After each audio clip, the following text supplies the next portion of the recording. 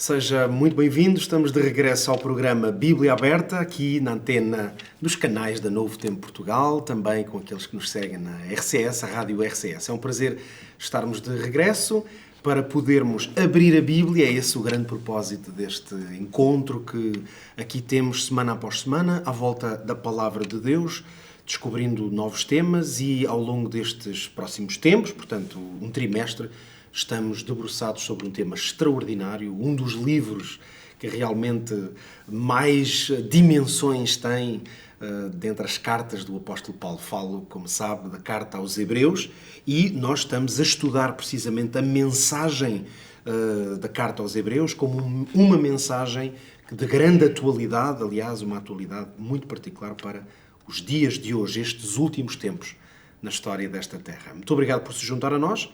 Eu não estou sozinho, claro, comigo está o pastor Elias Godoy. Olá, Elias. Tudo bem, Pedro? Como estás? É um prazer receber-te aqui também no programa Bíblia Aberta. Muito obrigado. Para juntos podermos fazer este exercício, sabendo que muitas pessoas com certeza vão acompanhar-nos nesta conversa que vamos ter aqui. Vamos hoje, claro, de imediato à Palavra de Deus. E a verdade é que nós já vamos para a terceira semana deste estudo que estamos a fazer. Tivemos aqui dois temas que foram de alguma maneira introdutórios, um talvez mais introdutório ao livro propriamente, à carta aos Hebreus, e na semana passada estivemos a estudar de maneira particular sobre grandes temas em geral. Hoje, no tema que vamos aqui estudar juntos, que essencialmente tu vais partilhar connosco, vamos focar-nos um pouco mais num dos grandes temas realmente da carta aos Hebreus, especialmente nos primeiros capítulos. Uma dimensão de Cristo que precisa ser bem compreendida e esclarecida. Jesus como Filho prometido. Antes de irmos aos detalhes e esclarecermos um pouco mais, talvez a primeira coisa que eu gostava de pedir é que nos fizesses, talvez numa palavra, numa ideia-chave, qual te parece ser a grande referência da carta aos Hebreus sobre este tema, Jesus como Filho prometido de Deus. Bom, o que eu entendo aqui que podemos ver desta carta, que na verdade é um sermão, não é? Podemos considerar um sermão completo. E nesse terceiro tema, nós estamos vendo, vamos dizer assim, a introdução desse sermão. Sim. Como se fosse o cabeçalho, a introdução do sermão. E ele começa falando de Jesus Cristo, e esses 3 primeiros versos são fantásticos, porque fala de Jesus Cristo como revelando a sua divindade, né? Revelando Deus, a maneira de Deus revelar-se aos seres humanos através de Jesus Cristo, né? E fala das qualidades de Jesus, quem é Jesus, né? Fala especialmente da divindade. Se alguém teria alguma dúvida em relação digamos, a divindade de Jesus, né? A natureza ficaria esclarecida aqui. Sem dúvida, né? A natureza divina de Jesus. Nós temos ali um conjunto de textos que falam diretamente da divindade de Jesus, né? Talvez, eu aproveitaria a tua deixa, se calhar podíamos mesmo começar por abrir a Bíblia, já que este é o nosso mote, e talvez ler mesmo esses três versículos, de maneira que, talvez porque quem está connosco neste momento possa até não ter a Bíblia aberta, e ao ouvir-nos falar sobre esses versículos, o que é que eles dirão? Se calhar eu até proponho já para ler, e a partir daí tu continuares o teu comentário. Vamos ler então os primeiros 3 versículos mesmo do primeiro capítulo. Havendo Deus antigamente falado muitas vezes e de muitas maneiras aos pais pelos profetas, a nós falou-nos nestes últimos dias pelo Filho, a quem constituiu o herdeiro de tudo, por quem fez também o mundo, o qual, sendo o resplendor da sua glória e a expressa imagem da sua pessoa, sustentando todas as coisas pela palavra do seu poder, havendo feito por si mesmo a purificação dos nossos pecados, assentou-se à destra da majestade nas alturas. Tremendo. É tremendo. Ele faz vamos dizer assim, como nós fazemos um sermão, ele faz, eu entendo assim que o autor de Hebreus, entendemos que seja Paulo, né? Temos evidência que tenha sido ele. Ele faz, na introdução, ele fala dos temas principais dessa carta, né? Desse sermão, e especialmente trata da pessoa de Cristo, que nós aqui vamos estudar sobre esse Filho prometido, né? E vamos, primeiramente, pensar nessa promessa, né?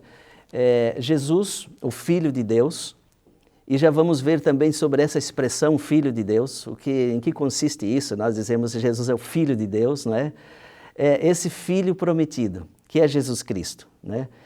E vemos a primeira vez que, vamos dizer, a primeira promessa que nós vemos desse Filho, que seria a semente da mulher, nós vemos já logo, vamos dizer, nos primeiros capítulos da Bíblia, quando nós costumamos dizer que a Bíblia não está manchada pela mancha do pecado só nos 2 primeiros capítulos de Gênesis, né? Os 2 primeiros capítulos da Bíblia. A partir do capítulo 3, nós já vemos, infelizmente, a mancha do pecado. E todas as suas consequências. Até o final. Até o final. Até o final as implicações para o ser humano, para a vida nesta terra. Exatamente. Nós vemos ali a mancha do pecado, as consequências do pecado. No entanto, o que nós admiramos é que já em seguida, quando está ali dizendo a queda do homem, falando do pecado, naquele mesmo capítulo 3 de Gênesis e o verso 15, nós já vemos a primeira promessa do Redentor, a solução que Deus encontra então. E o seu filho já é prometido aí.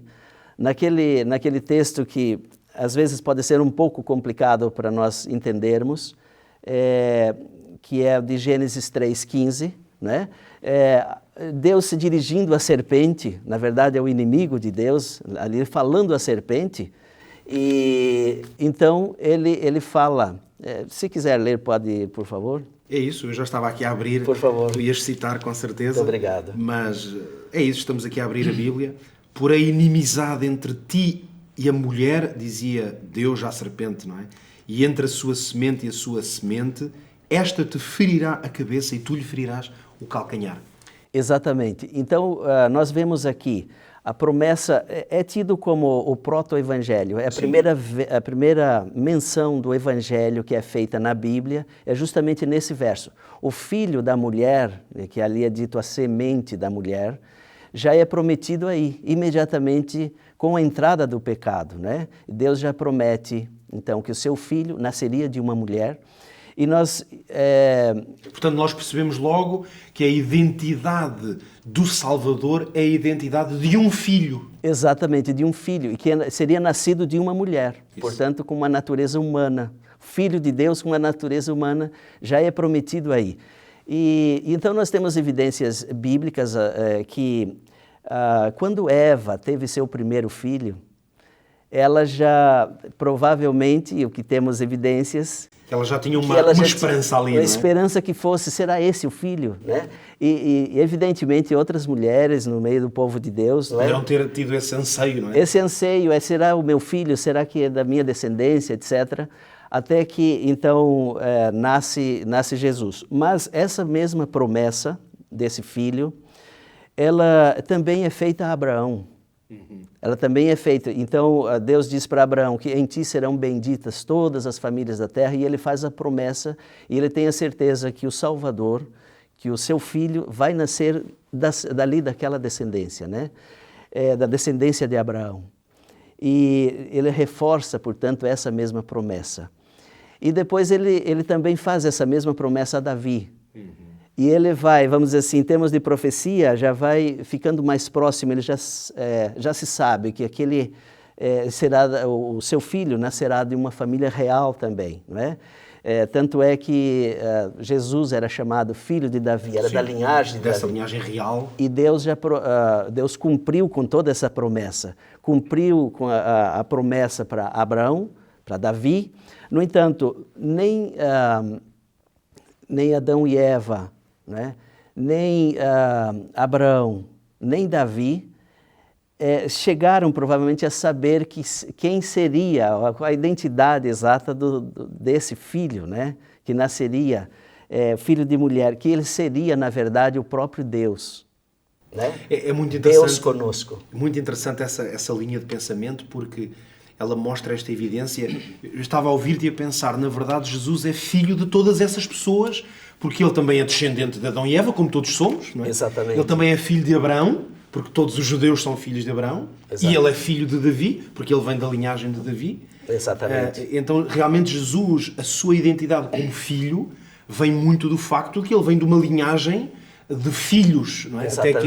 Até que ele foi gerado. Por outro lado, tu falavas de Abraão, e o filho de Abraão, em certo sentido, chegou num momento, naquele sacrifício que quase esteve para acontecer, quase que esteve de facto a ser representante de um sacrifício que tinha de ser feito, não é? Exatamente, exatamente. E assim Deus cumpriu a promessa. E nós vemos nos primeiros versos ali, Pedro, que tu lestes, Deus então, aqui nós vemos Deus se revelando aos seres humanos, e essa foi a maneira especial, vamos dizer, muito especial, que ele encontrou de se revelar, Deus se revelar à humanidade, né? Então ele diz, havendo Deus outrora falado de muitas maneiras, né, aos pais, pelos profetas, e quando fala Deus, quando diz aqui, Deus fala de muitas maneiras, são as muitas maneiras que Deus encontra para se revelar. Deus sempre encontrou maneiras para se revelar à humanidade. Nós costumamos dizer que Deus tem a revelação geral, que é através da natureza, consideramos a revelação geral. Depois existe a revelação especial, sim, que é através dos profetas, sonhos, visões, e depois então ele os inspira a escrever, né? E nós temos a palavra escrita, a sua palavra escrita, é considerado uma maneira especial de Deus se revelar. No entanto, como se não bastasse isso, vem o seu próprio Filho.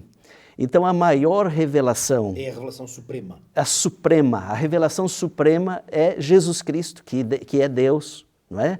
Então é por isso que ele diz, nos últimos dias ele se revelou através do Filho. Falou-nos através do Filho, né? Então quer dizer, nós vemos aqui, essa expressão últimos dias, dá uma ideia de que os apóstolos e discípulos, logo após Jesus ter subido aos céus, nós vemos que eles acreditavam que poderia ser, eles viviam nos últimos dias e esperavam a volta de Cristo ainda nos seus dias, né? E, na verdade, Jesus veio, digamos assim, inaugurar esse tempo que nós podemos considerar de últimos dias. Podemos considerar da a primeira vinda de Jesus até a segunda vinda. Podemos contar isso como últimos dias. Um tempo que seria considerado como últimos dias. Não importa quantos séculos tenha passado, isso, né? E até milênios, mas consideramos que essa obra, vamos dizer, o reino da graça que Jesus veio estabelecer, ele veio então cumprir a promessa de Deus para nós, tudo dentro do plano da salvação. E ele vai completar então por ocasião da segunda vinda. Então entendemos essa expressão também por aqui, nesses últimos dias. Como se refere falou pelo Filho. Essa porção de tempo. Essa porção de tempo. Claro que ela nos parece a nós enorme, exatamente, mas também temos que entender no contexto da cronologia divina, que um dia são 1000 anos e 1000 anos é um dia. Exatamente. Mas, portanto, é um tempo que podemos dizer que é final, no sentido em que Cristo começou uma obra que vai completar quando voltar. É isso, não é? Exatamente, exatamente. Então, podemos entender assim, essa expressão, nos últimos dias falou pelo Filho. E falando especificamente dessa frase, que é uma das mais belas que nós encontramos aí nessa introdução desse sermão, vamos dizer assim, dessa carta, é justamente essa. Deus nos falou através do Filho.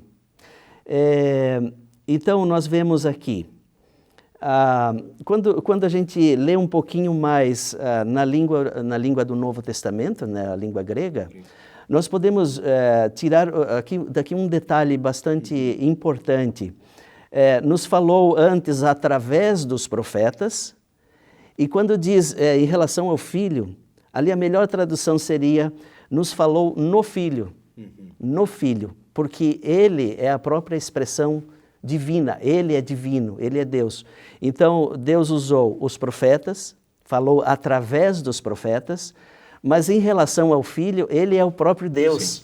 Ele é o próprio Deus. Então, a melhor tradução seria, nos falou no Filho. Poderíamos dizer que os profetas foram instrumentos nas mãos de Deus. Exatamente. Enquanto Cristo, ele é as mãos de Deus. O próprio Deus, né? Aqui está falando da própria divindade. Quando na Bíblia nós vemos, então, essa expressão Filho de Deus, ele quer dizer que ele é da mesma essência.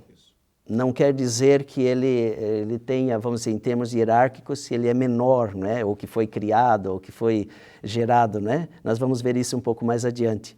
Mas essa expressão Filho de Deus quer dizer que ele é divino, que ele é Deus, não é? Que é da mesma essência. Que é da mesma essência, exatamente. E é por isso que ele vamos dizer assim, quando ele fala, então, Deus falando, né? Então, sim, ele está revelando Deus porque ele, na verdade ele mesmo é Deus, né? Ele é Deus, ele é divino. E interessante também que havia essa promessa, a promessa do Filho, todos esperavam o Messias, né? O Filho de Deus que viria, o Remidor. E nós vemos um período ali de 400 anos, aqueles séculos que não houve profeta. Não houve revelação. Não houve revelação especial de Deus, né? Então Jesus veio justamente depois de alguns séculos que não havia revelação especial. E então a descrição, né, nos falou antigamente através dos profetas e tal, e agora, hoje, ele falou então no Filho, né? Ele veio revelar então de uma forma especial. Esta ideia de que Deus fala no Filho, como nos estás a propor, sim, como tradução, evoca-me sempre o texto, aquele prólogo do Evangelho de João, quando ele dizia que no princípio era o Verbo, ou a palavra. A palavra estava com Deus, a palavra era Deus. Era Deus. Mas depois o versículo 14 diz que a palavra fez-se carne. Fez-se carne. Então eu vejo sempre esta ligação porque Deus fala-nos no Filho, porque o Filho é a palavra. O Filho é já uma forma de Deus comunicar-se. Exatamente. Nós vemos inclusive, aliás, Pedro, no Antigo Testamento, nós podemos ver sempre que Deus falava com o ser humano, era Jesus. Nós vemos a pessoa de Cristo, era Jesus que estava. Quando nós vemos ali na sarça ardente, a falar com Moisés, era Jesus. Nós vemos quando visitou Abraão, era Jesus, não é? E então nós vemos Jesus Cristo sendo o verbo de Deus. Isso. Foi quando nós vemos aquela expressão, haja luz, haja isso, haja aquilo. Na criação, era o verbo de Deus, era a palavra, né? Era como aquele agente ativo da criação. Porque o verbo é ação. É ação, exatamente. Então, nós vemos Jesus ativo em todas as circunstâncias ali, quando se revela aos seres humanos, né? Esse verbo, como você falou, né, como tu falaste aí, ele se fez carne. Se alguém tem alguma dúvida, né, no verso 1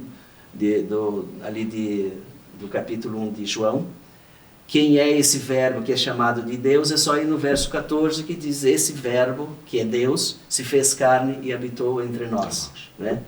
E foi assim, dessa maneira que Deus se revelou para a humanidade. E no verso, nessa parte da lição que fala, ele é o resplendor da glória de Deus, eu vejo aqui, Pedro, costumamos ver um grande grupo, ou vários grandes grupos de passagens que falam da divindade de Jesus. Sim.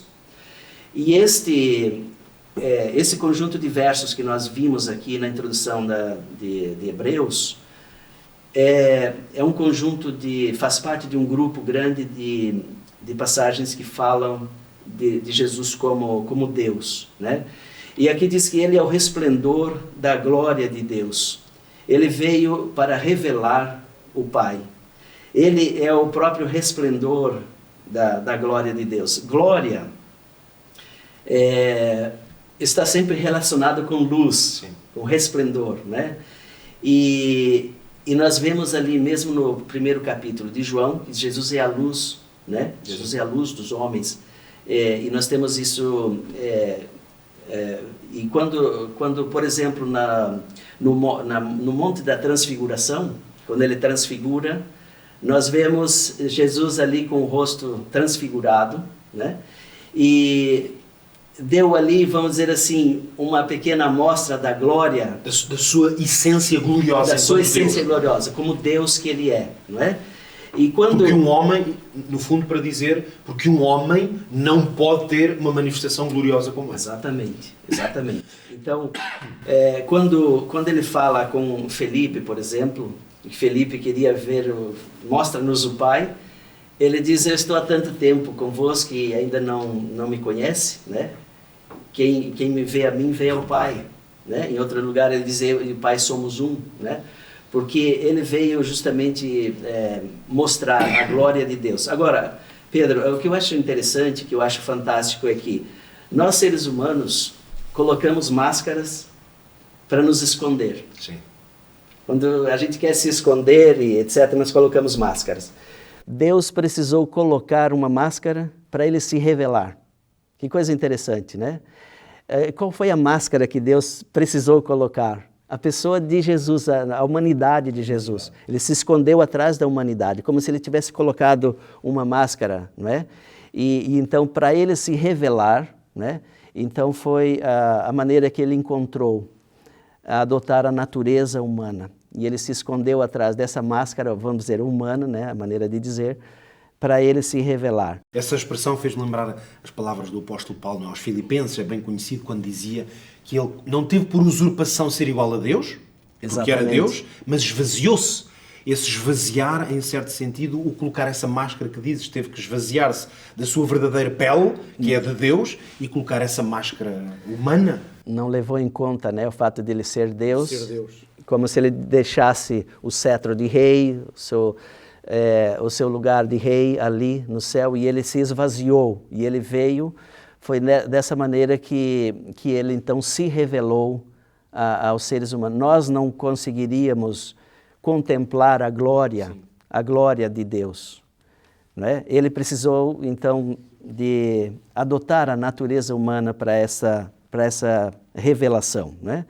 E então segue dizendo que foi através dele que o universo foi criado, né? Então, quando nós vemos aqui essa expressão, através do qual o universo foi criado, nós vemos que ele próprio foi o agente da criação. O que parece ser incoerente assim à primeira partida, à primeira vista, alguém que não conhecesse tão bem diria bem, que em princípio alguém que é designado como filho está mais na posição daquele que é criado. E, no entanto, o que o texto nos revela aqui é que ele é o agente de criação. Como é que se resolve, como é que se concilia isto? Pois veja bem, nós temos outros textos também que falam que todas as coisas foram feitas por ele, por intermédio dele. Por meio dele, não é? Nada do que foi feito sem ele se fez. Então, nós vemos aqui claramente a divindade de Jesus. Nós vemos Jesus como sendo o agente direto da criação, né? Era como já dissemos, o verbo de Deus, aquele que falava também e as coisas apareciam. Ele, pelo poder da sua palavra, ele criou todas as coisas, né? Nós temos fartamente evidências bíblicas para então entendermos que ele foi o próprio agente da criação, né? Então, e ele, além de criar, ele sustém, ele mantém toda a sua criação através do seu poder, o poder da sua palavra. Se mantém. Bom, o tempo, como vês, Elias, o tempo aqui vai, que é um instante, não é? Quando estamos em redor da palavra de Deus, nós vamos terminar. Eu gostava de te dar agora 2 minutinhos para que nos deixasses uma palavra final, a pensar particularmente em quem nos escuta neste momento.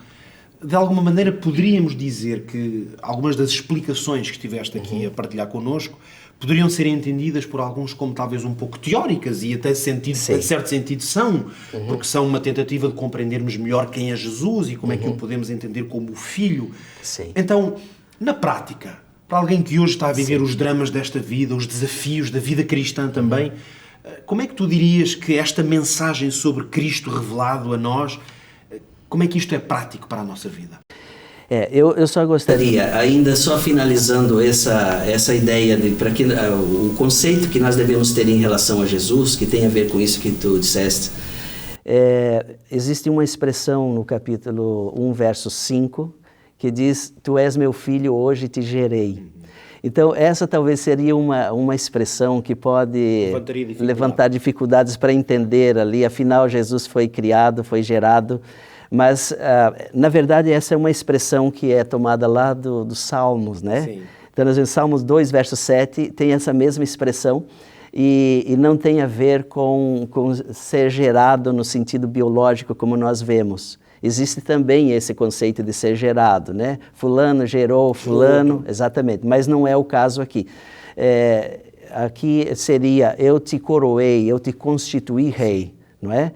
Então, tendo isso em mente, Pedro, nós podemos ter toda a certeza que Jesus é o Rei do Universo, e quando fala essa expressão aqui, está se referindo quando Jesus voltou para o céu e ele é coroado, e ele tem todo o direito de ser coroado e assentar-se no seu trono outra vez, não é? Como Rei dos Reis, Senhor dos Senhores, né? E então, tendo isso em vista, nós podemos ter toda a certeza que nós podemos adorar ao nosso Senhor Jesus Cristo, porque Ele é Deus, e Ele não é somente o Rei dos Reis, Senhor dos Senhores, o Criador e Mantenedor, mas Ele também quer estar no trono da nossa vida. Ele quer o Senhor da nossa, Ele quer ser o Senhor da nossa vida, é assentar-se no trono do nosso coração, não é? Então, esse Filho que foi tanto esperado, né? Que foi prometido, Deus cumpriu com a promessa, Ele veio naquele tempo, nos tempos bíblicos, eles olhavam para frente, e hoje nós olhamos para trás e somos salvos por este Filho prometido, Filho de Deus, exatamente. Elias, muito obrigado por este momento tão agradável que aqui passamos em redor da Palavra de Deus, e muito obrigado a si, desse lado, que nos acompanhou. Estivemos a debruçar-nos sobre Jesus como o Filho prometido. E recorde-se disto, que se Ele é o Criador, o Deus Todo-Poderoso, e se fez homem, é porque o seu amor por nós ultrapassa todas as fronteiras e todos os limites. E desejamos muito que hoje também possa sentir esse amor no seu coração. O programa Bíblia Aberta aqui na Novo Tempo fica hoje por aqui. Partilhe este programa se foi útil para a sua vida, quem sabe aconselhe ou recomenda aos seus amigos para o poderem ver também. E na próxima semana cá estaremos para mais uma edição de Bíblia Aberta. Até lá, se Deus quiser.